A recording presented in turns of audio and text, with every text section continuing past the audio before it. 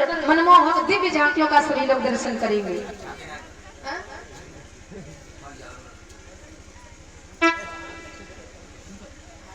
तो इसलिए माया सब लोग जानते हैं भगवान मुरली मनोहर श्याम सुंदर कृष्ण कन्हैया, जिनका प्रथम विवाह किसके साथ में हुआ, जो साक्षात लक्ष्मी का अवतार है। कौन? रुक्मणी मैया। सने सने भगवान की कितनी रानियां, कितनी पटरानियां हुई? 16,100 कितनी? 8। 16,108, जिसमें 8 पटरानियां हैं और 16,100 रानियां हैं। देखिए, एक बार नारद जी सोचने लगे कि भैया जिसके घर में एक पत्नी होती है, जिसके घर में एक बीवी है ना, रोज महाभारत, रोज लड़ाई झगड़ा, और इस कन्हैया के तो 16,108 रानियां हैं। ये जीवन कैसे व्यतीत करता होगा? इसके घर में लड़ाई झगड़ा नहीं होता है क्या? मैं चल करके देखूं।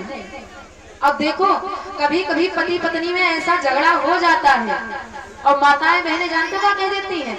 जब पति से झगड़ा हो गया तो कह देती हैं कि चले जाओ, बताओ मुंह ना दिखाओ, बताइए ना दोबारा। ऐसे ऐसे झगड़े हो जाते हैं तो ऐसा बोल देती हैं। एक बात और है, जिस दिन पत्नी से झगड़ा हो जाए उस दिन घर को छोड़ करके नहीं जाना चाहिए। उस दिन घर छोड़ करके ना जाओ, और बाकी आप चले जाओ, कोई बात नहीं। क्योंकि अगर पत्नी से झगड़ा हो गया तो कहते चली जा, तो चले जाओ, तो हम जा ही रहे फिर, और घर से निकल गए, मोबाइल भी बंद कर लिया, कोई कांटेक्ट नहीं हो सकता है। और माताएं बहनें अगर गुस्सा हो जाए तो इनकी पहुंच ज्यादा दूर तक नहीं होती है। इनकी पहुंच कहां से कहां तक? ससुराल से मायके और मायके से ससुराल। कहावत कौन सी बोली जाती है? गिरगिट की, हाँ, गिरगिट की दौड़ बठिया तक। हाँ, तो इनकी दौड़ बस ससुराल से मायके और मायके से ससुराल। तो इसीलिए कहते हैं कि माताएं बहनें अगर जाएंगी भी तो जानते हैं कहाँ गई हुई हैं, बस अपने मायके जाएंगी और कहीं नहीं जा सकती। और भैया लोग अगर घर छोड़ करके चले गए, गुस्से में कह तो देती हैं कि घर छोड़ के चले जाओ, लेकिन बात में सोचती हैं नहीं कहना चाहिए था, नहीं कहना चाहिए था। ऐसे ही एक गांव में पति पत्नी में हो गया झगड़ा, और झगड़े की बात इतनी ज्यादा बढ़ गई तो पत्नी जानते क्या बोली? सुनो, अगर असली बाप की होयो तो मुंह ना दिखायो। तो पति भी कहने लगा अच्छा ठीक है, तुम हो अगर असली बाप के होयो तो मुंह ना दिखायो।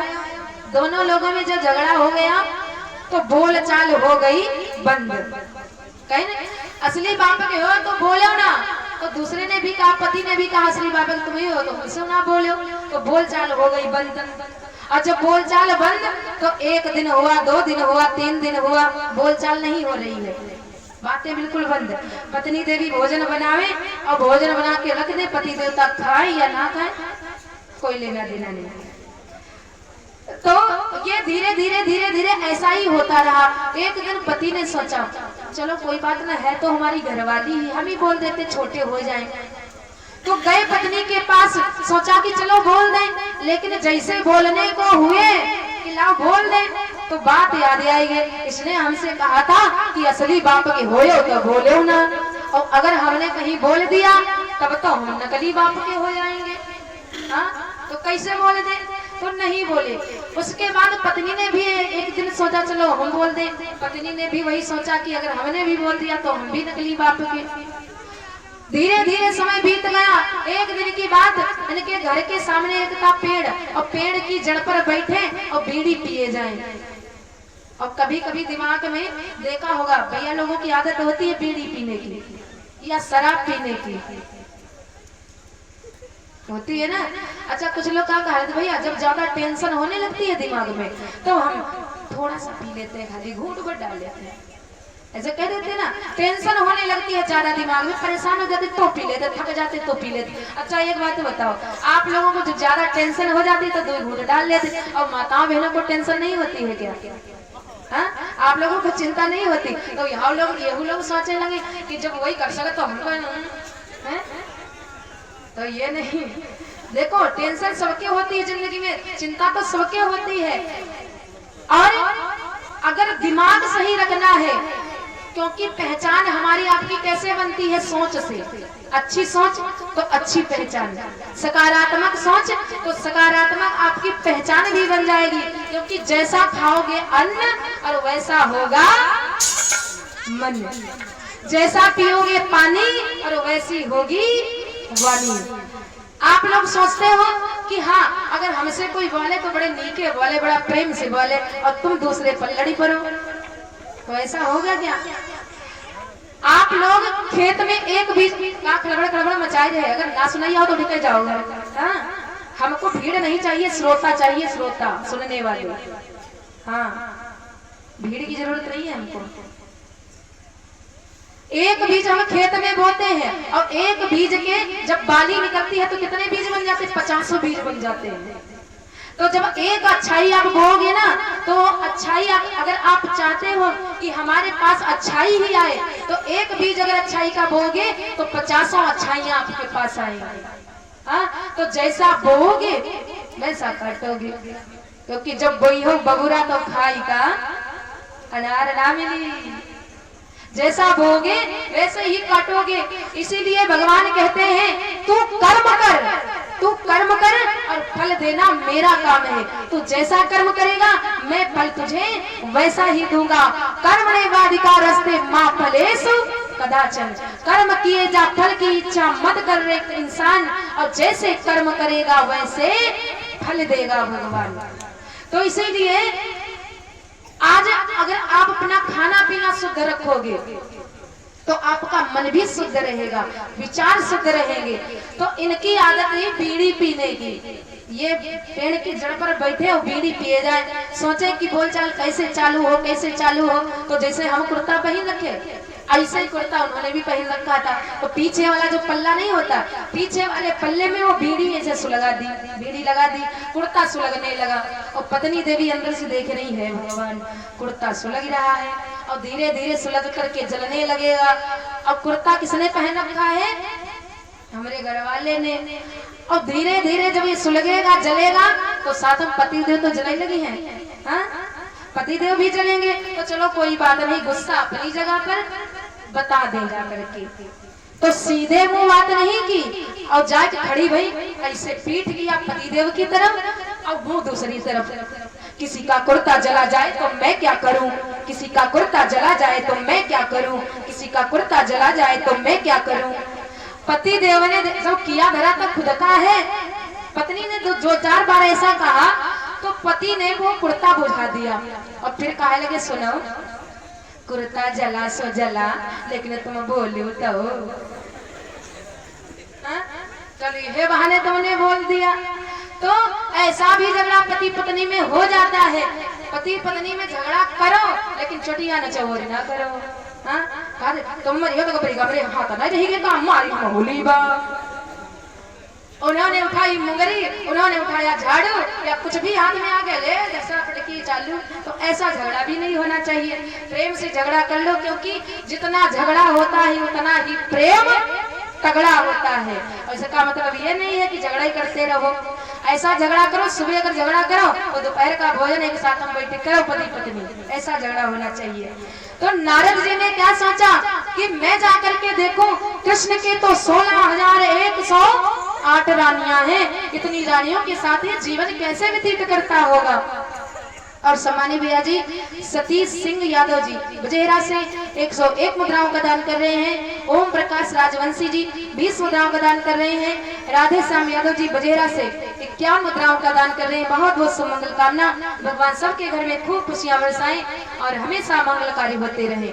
एक बार सब लोग जोर से जयकारा लगाएंगे, बोलिए सच्चिदानंद भगवान की, हे वृंदावन बिहारी लाल की। तो महाराज नारद जी चले, द्वारिका में जाकर के पहुंचे और द्वारिका में सोचा कि जिस पत्नी के पास नहीं होंगे कृष्ण, उसी का जाकर के कान फूंक देंगे। क्योंकि नारद जी का काम क्या है? नारद रहे सदा घर फोड़े। नारद जी कौन है? घर फोड़े।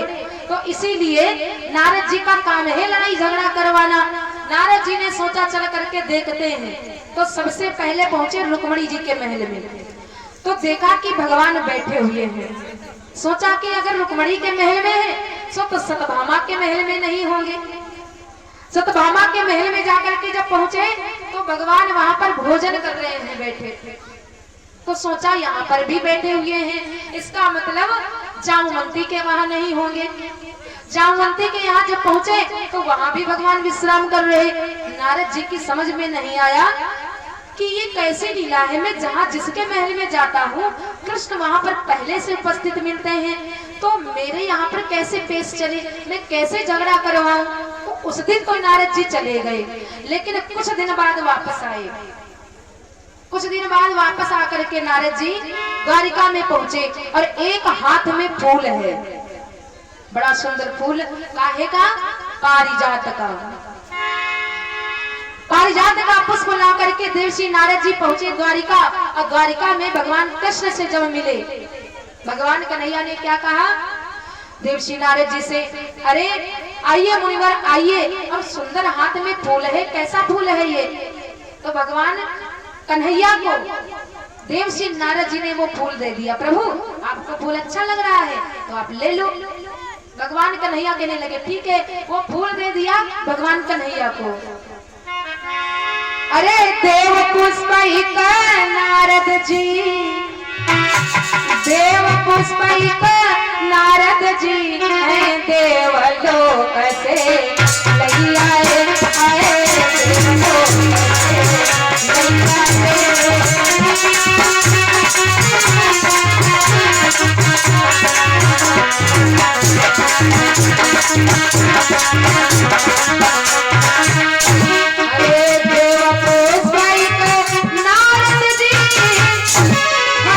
देवलोक से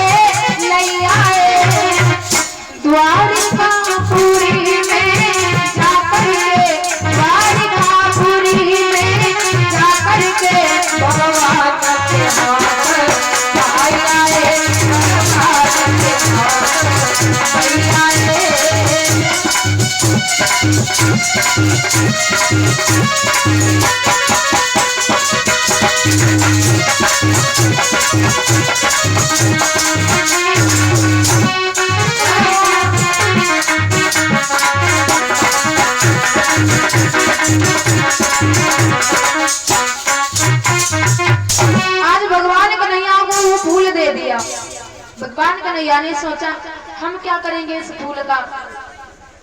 तो रुक्मणी मैया जो थी वो अपने महल से बाहर निकल पड़ी।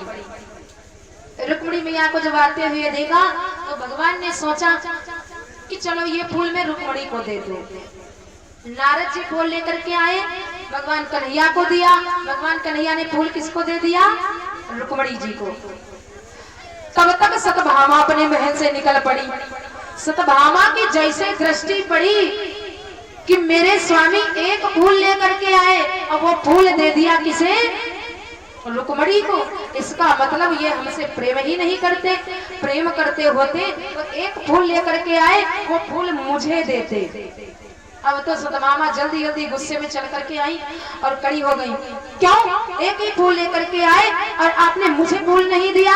भगवान कन्हैया कहने लगे सत्यभामा अगर तुम्हें ये फूल पसंद है तो तुम ले लो। रुक्मणी से वो फूल लेकर के सत्यभामा जी को दे दिया। सत्यभामा ने वो फूल ले तो लिया, लेकिन फूल ले करके जमीन पर पटक दिया और पैरों से कुचल दिया। पैरों से कुचल दिया फूल को। भगवान को यहाँ पर थोड़ी सी गुस्सा आई। भगवान सोचने लगे चलो रुक्मणी, सत्यभामा तुमको अगर फूल नहीं लेना था तो ना लेती, लेकिन तुमने देवर्षि नारद का अपमान किया क्योंकि ये फूल नारद जी लेकर के आए थे। दूसरा, रुक्मणी तुमसे बड़ी थी, रुक्मणी का तुमने अपमान किया। तीसरा अपमान तुमने मेरा किया है। सत्यभामा कहने लगी सुनो, किसी का दिया हुआ फूल मैं नहीं लूंगी, अगर देना है तो ऐसा ही फूल मुझे दूसरा ला करके दो, ये फूल मैं नहीं लूंगी। और अगर आप फूल लेकर ला करके नहीं देते हैं तो मैं अपने मायके चली जाऊंगी। जैसे ही इतनी बात सुनी भगवान कृष्ण कहने लगे सुनो देवी, सत्यभामा रुको, तुमको ऐसा फूल चाहिए तो ये फूल यहाँ नहीं मिलेगा, ये फूल स्वर्ग से आया हुआ है और अगर पृथ्वी पर कहीं मिलेगा तो वो मिलेगा कदली वन में, और कदली वन में सब लोग जा नहीं सकते हैं। तो तमामा कहने लगी मैं कुछ नहीं जानती, मुझे ऐसा ही फूल दूसरा चाहिए। अब तो भगवान सोचने लगे कि चलो किसको बुलाया जाए, तो अर्जुन की याद आ गई। और अर्जुन को उस समय अपने आप पर बड़ा अहंकार था, बड़ा घमंड था। अर्जुन को बुलाया और अर्जुन को बुला करके भगवान बोले सुनो अर्जुन, अर्जुन अर्जुन कदली बन जइयो, फूल तोड़ के लइयो, रूठी मरी रानी सता अर्जुन अर्जुन कदली बन जइयो।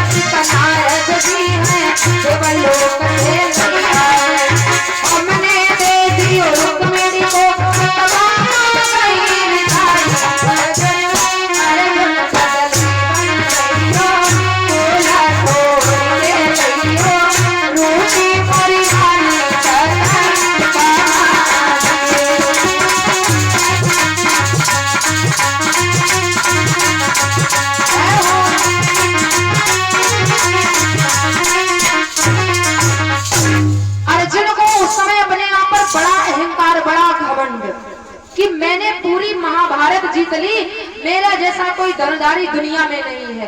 तो भगवान ने सोचा चलो अर्जुन के भी घमंड दूर करने का समय आ गया है। अर्जुन को बुलाया, अर्जुन जाओ कदली वन में पारिजात का पुष्प मिलता है और एक फूल हमको ला करके दे दो।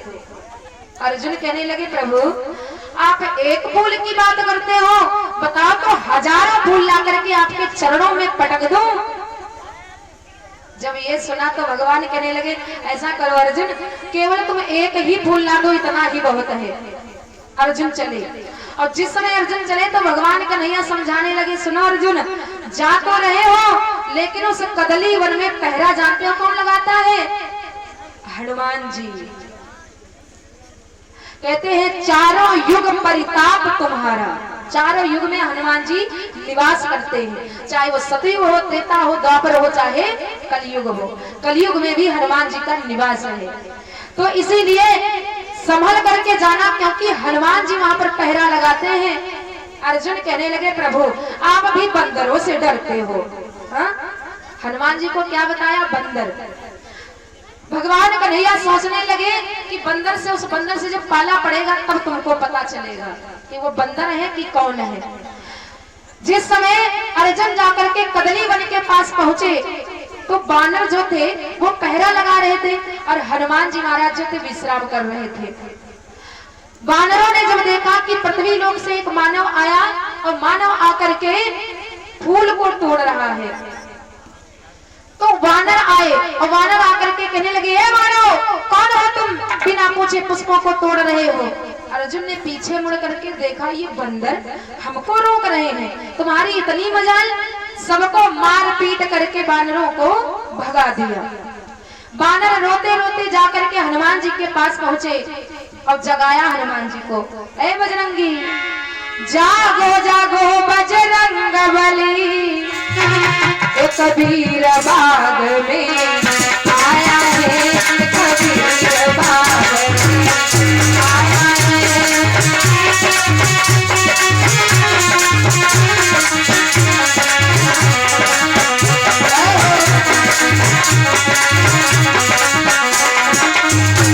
जागो जागो बजरंग बली,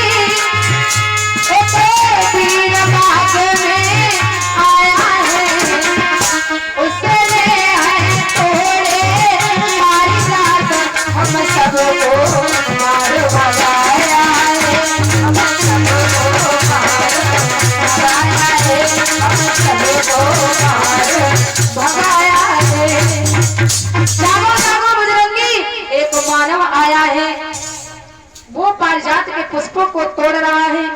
हनुमान जी कहने लगे तुमने रोका नहीं क्या? बानर कहने लगे मैंने रोका था, इसीलिए तो मेरी ये हालत बना दी, मुझे बहुत मारा पीटा, भगा दिया वहां से, मेरे बस की बात नहीं, बड़ा बलवान मानव है, आप चलो, आप चल करके रोको। हनुमान जी कहने लगे मैं भी चल करके देखूं कौन सा मानव आ गया। आगे आगे हनुमान जी और पीछे पीछे वानर सब डरते डरते पहुंचे। जिस समय जाकर के वन में पहुंचे तो हनुमान जी ने भी वही बात पूछी, ए मानव कौन हो तुम, कहां से आए हो, बिना पूछे पुष्पों को तोड़ रहे हो। अर्जुन ने पीछे मुड़ करके देखा, तुम कौन हो रोकने वाले? हनुमान जी कहने लगे तुमने मुझे नहीं पहचाना? हनुमान जी ने अपना परिचय बताया, मैं हूँ हनुमान।